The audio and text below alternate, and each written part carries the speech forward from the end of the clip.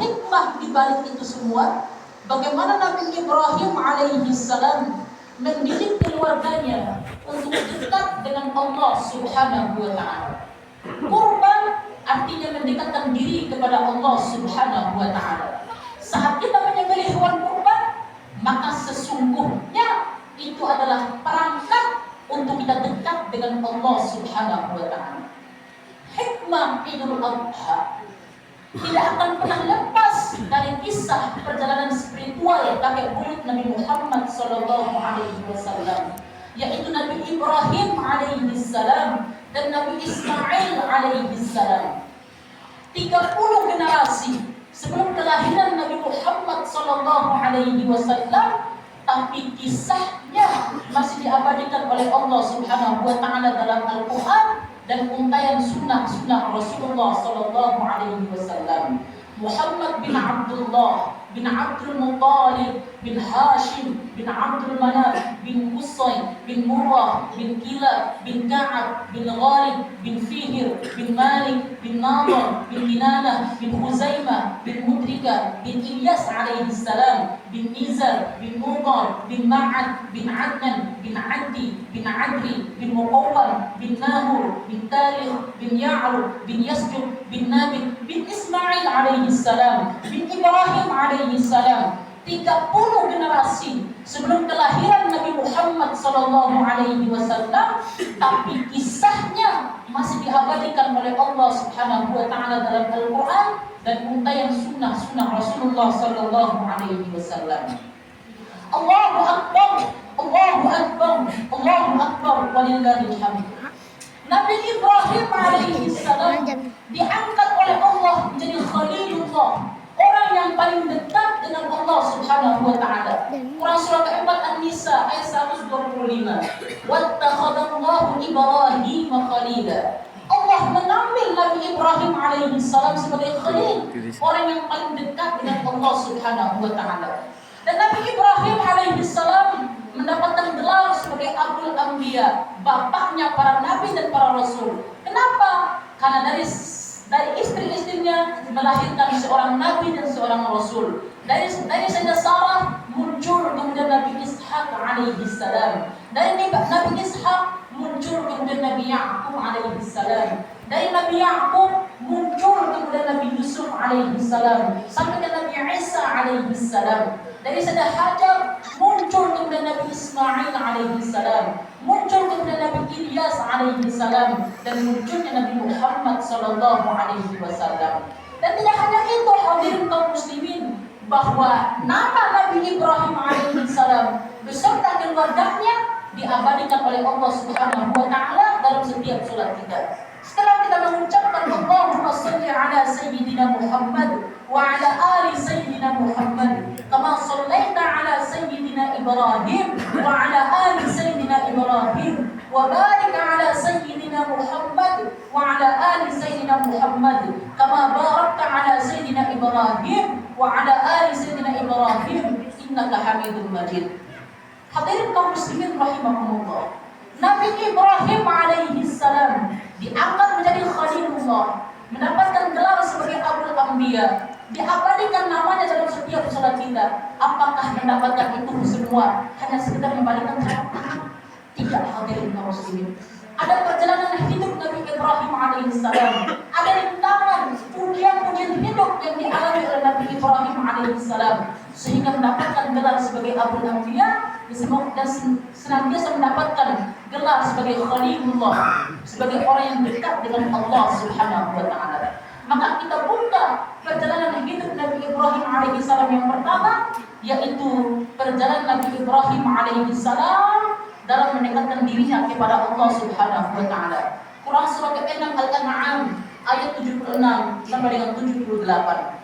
Falamma janna 'alaihi al-lailu ra'a kawkaba qala hadha rabbi falamma afala qala la uhibbul afilin falamma ra'a al-qamara bazighan qala hadha rabbi falamma afala qala la illam yahdini rabbi la'akunanna minal qawmi dhalin falamma ra'a asy-syamsa bazighatan qala hadha rabbi hadha akbar falamma afalat Qala ya qaumi inni bari'un mimma tusyrikun.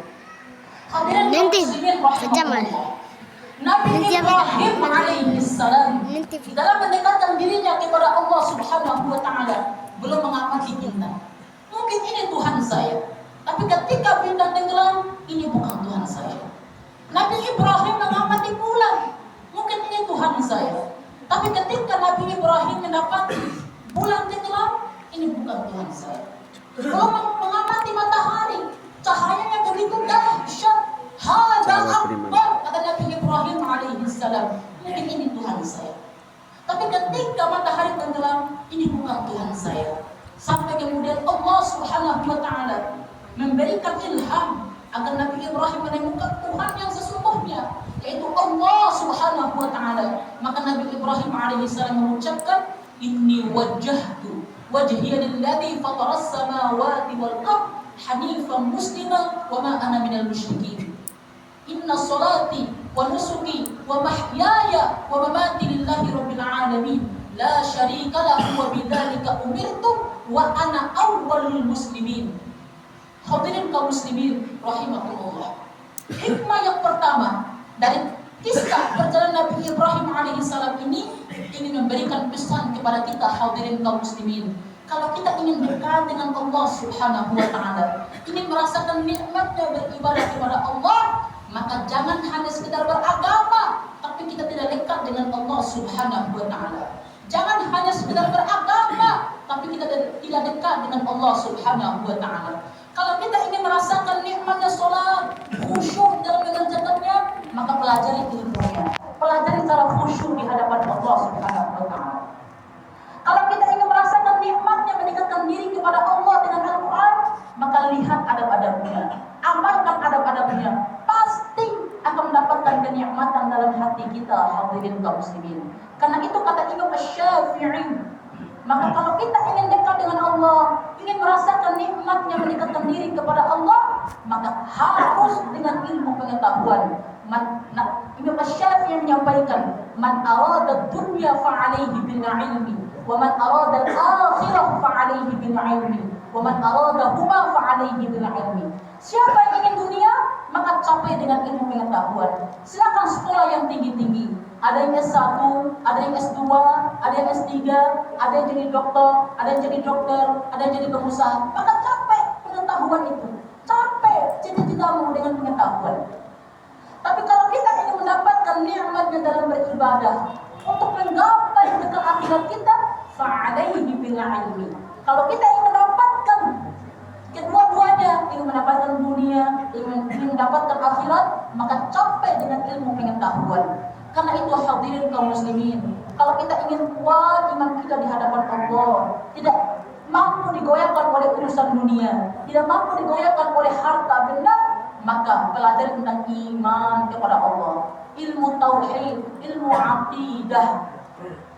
Kalau kita belajar fikih, maka pastikan bahwa diri kita paham tentang salat, paham tentang Al-Qur'anul Karim. Seperti Abu Bakar As-Siddiq radhiyallahu taala anhu, baru bertakbir, bergetar tangannya, menangis di hadapan Allah saking pahamnya akan kalimat Allahu Akbar. Seperti Sayyidina Utsman bin Affan radhiyallahu taala anhu, yang selalu dekat dengan Al-Qur'anul Karim, yang cinta kepada Al-Qur'anul Karim. Bahkan ketika beliau dibunuh, maka beliau sedang membaca Al-Qur'anul Karim. Maka sampai dengan itu semua hadirin kaum muslimin. Kalau kita belajar akhlak, maka pastikan diri kita berakhlak hadirin kaum muslimin. Kenapa? Karena puncak ilmu adalah akhlak. Puncak ibadah adalah akhlak. Kalau ada orang, ia belajar ilmu pengetahuan, ia luas pengetahuannya, tapi ia meremehkan orang lain, ia sombong di hadapan Allah dan di hadapan manusia, maka ada yang salah dalam cara dia belajar. Kalau ada orang senang tahajud, tidak pernah ketinggalan duhanya, senantiasa membaca Al-Qur'anul Karim, tapi dia sering sekali menyakiti hati orang lain dengan lisannya, berarti ada yang salah dalam cara dia beribadah kepada Allah. Kenapa? Karena puncak ilmu akhlak, puncak ibadah akhlak.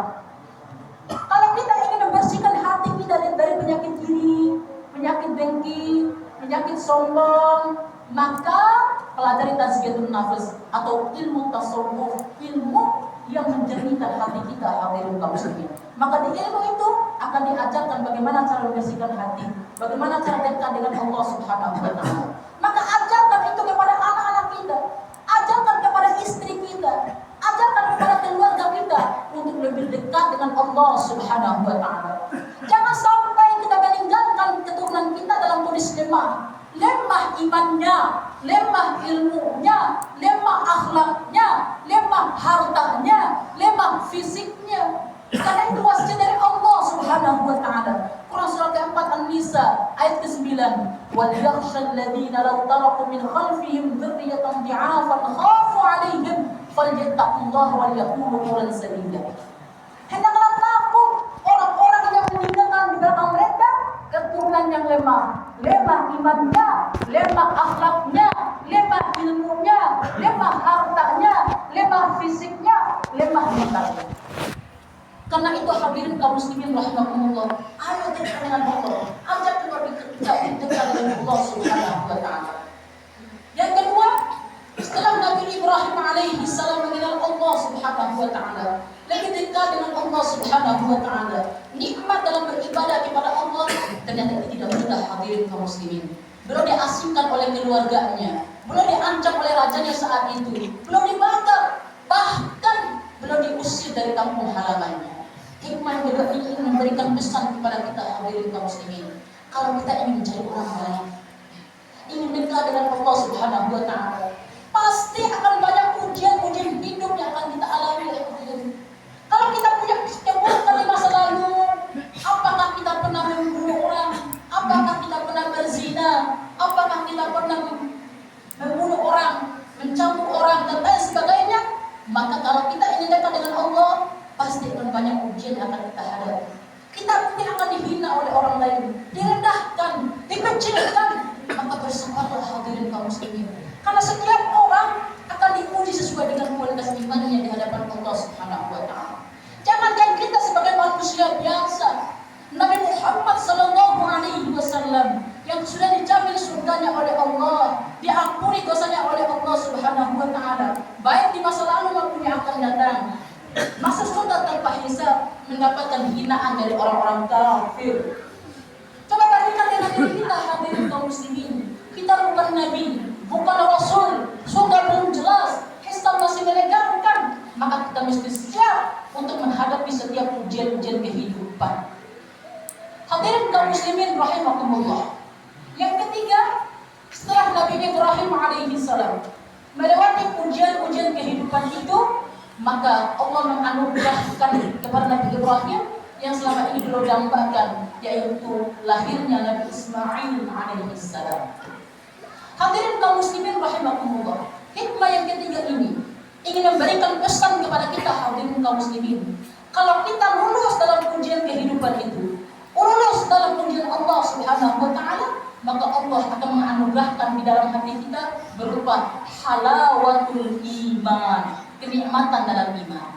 Orang kalau sudah mendapatkan halawatul iman, pasti khusyuk dalam menunaikan ibadah salatnya. Orang kalau sudah mendapatkan halawatul iman, pasti akan lebih dekat dengan Al-Qur'anul Karim. Orang kalau sudah mendapatkan halawatul iman, pasti akan tergerak hatinya untuk membantu orang lain. Maka gapai itu semua dengan cara mendekatkan diri kepada Allah Subhanahu wa taala.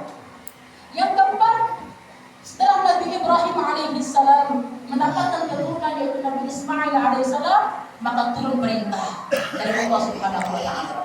Tinggalkan anak dan istrimu di Mekkah Al-Mukarramah yang sangat tandus, tidak ada air, tidak ada pepohonan saat itu. Maka karena taatkan kepada Allah, belum laksanakan perintah Allah Subhanahu wa taala. Maka hikmah yang keempat yang memberikan pesan kepada kita hadirin kaum muslimin.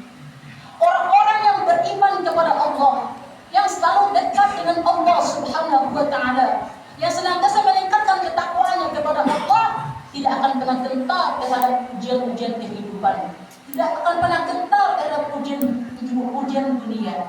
Kenapa? Karena Allah pasti akan membantu hamba-hambanya yang bertakwa kepada Allah Subhanahu wa taala. Quran surah ke-65 Al-Talaq ayat 2 sampai dengan yang ketiga. Wa may yattaqillaha yaj'al lahu makhraja wa yarzuqhu min haitsu la yahtasib. Dan siapapun yang mampu meningkatkan takwanya kepada Allah, maka Allah akan memberikan jalan keluar, solusi dari setiap persoalan hidupnya. Wa yarzuqhu min haitsu la yahtasib.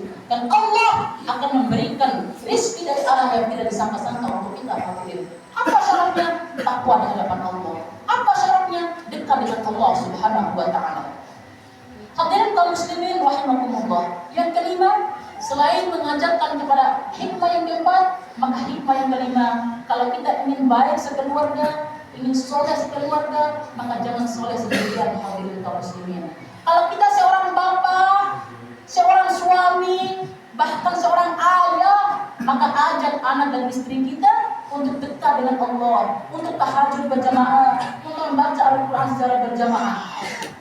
Kalau kita seorang istri, seorang ibu, punya anak, maka ajak suami kita, ajak kemudian anak kita untuk lebih dekat dengan Allah, untuk beribadah kepada Allah Subhanahu wa taala. Jangan sampai orang lain diingatkan sementara keluarga kita tidak diingatkan. Orang lain diingat-ingatkan, ayo tahajud akhi, ayo tahajud akhi, tapi keluarga sendiri tidak pernah diingatkan. Orang lain diingatkan, ayo tutup aurat ya ukhti, sementara anak sendiri, istri sendiri tidak pernah diingatkan untuk menutup aurat. Ingat hadirin kaum muslimin, yang pertama kali dihisab oleh Allah Subhanahu wa taala itu bukan orang lain, tapi diri kita dan keluarga kita. Quran surah 66 Al-Tahrim ayat yang ke-6. Ya ayyuhalladzina amanu qu anfusakum wa ahlikum nar. Hai orang-orang yang beriman kepada Allah, jaga dirimu dan keluargamu dari api neraka yang sangat dahsyat. Hadirin, kalau rumah kita pernah kebakaran, di dalamnya ada anak kita. Anak kita memanggil, "Pak, tolong saya, Pak. Bu, tolong saya, Bu. Kak, tolong saya, Ke. Nek, tolong saya, Nek." Mungkin masih ada orang yang menyelamatkan yang hadir di bawah sini. Tapi khotib ingin menyampaikan bahwa neraka itu lebih dahsyat, hadirin kaum muslimin. Kita tidak akan bisa menyelamatkan keturunan kita kalau kita tidak dekat dengan Allah Subhanahu wa taala. Kita tidak akan pernah mampu untuk menyelamatkan keturunan kita kalau kita tidak dekat dengan Allah Subhanahu wa taala. Apa kita tega melihat anak kita